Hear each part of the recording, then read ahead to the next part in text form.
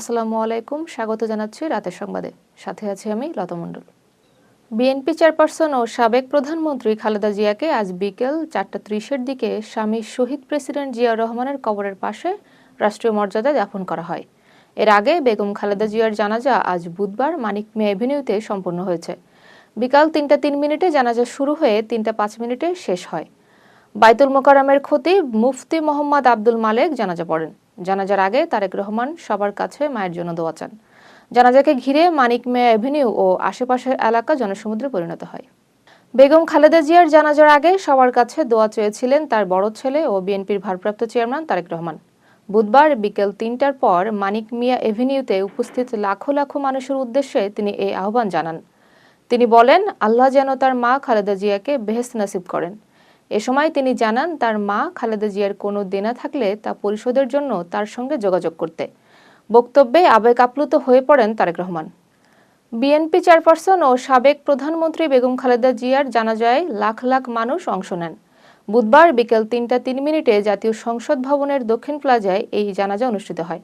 এতে প্রধান উপদেষ্টা ডক্টর মোহাম্মদ ইউনূস, উপদেষ্টা পরিষদের সদস্য, 3 বাহিনীর প্রধান ও বিএনপির শীর্ষ নেতারা উপস্থিত ছিলেন।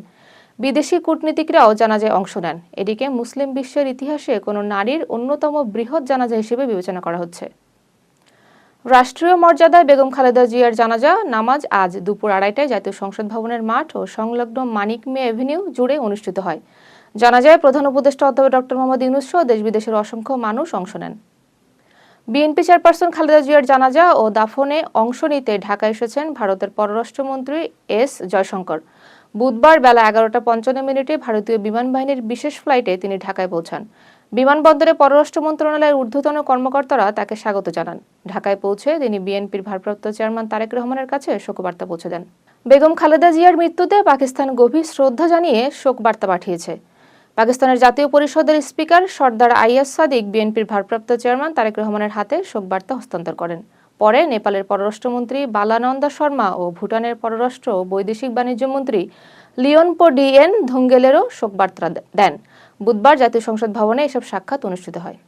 বেগম খালেদা জিয়ার মৃত্যুতে ঘোষিত 3 দিনের রাষ্ট্রীয় শোকের কারণে 30তম ঢাকা আন্তর্জাতিক বাণিজ্য মেলার উদ্বোধনের তারিখ পরিবর্তন করা হয়েছে। পূর্ব নির্ধারিত 1 জানুয়ারির পরিবর্তে মেলা উদ্বোধন হবে আগামী 3রা জানুয়ারি।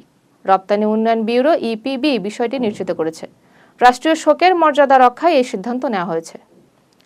স্বাস্থ্য ও পরিবার কল্যাণ মন্ত্রণালয়ের বিশেষ সহকারী অধ্যাপক ডাক্তার মোহাম্মদ সাইদুর রহমান পদত্যাগ করেছেন। তিনি জানান, প্রায় 1 মাস আগেই পদত্যাগপত্র জমা দিয়েছিলেন, যা মঙ্গলবার গৃহীত হয়। প্রতিমন্ত্রীর মর্যাদায় তিনি প্রধান উপদেষ্টার বিশেষ সহকারী হিসেবে দায়িত্ব পালন করেছিলেন। এর আগে আরও কয়েকজন বিশেষ সহকারী পদত্যাগ করেন।